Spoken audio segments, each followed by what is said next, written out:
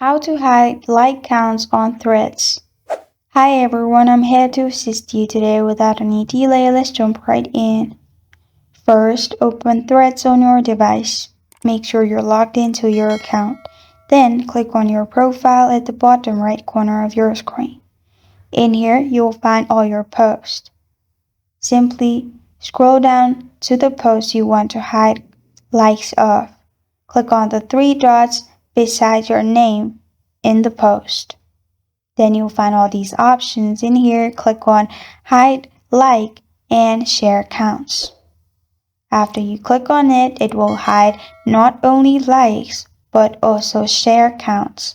After you do that, you're good to go. This is how to hide like counts on Threads. Thank you for joining me today. If this video helps you out, please leave a like and subscribe for more. Got a question or want to suggest a topic? Comment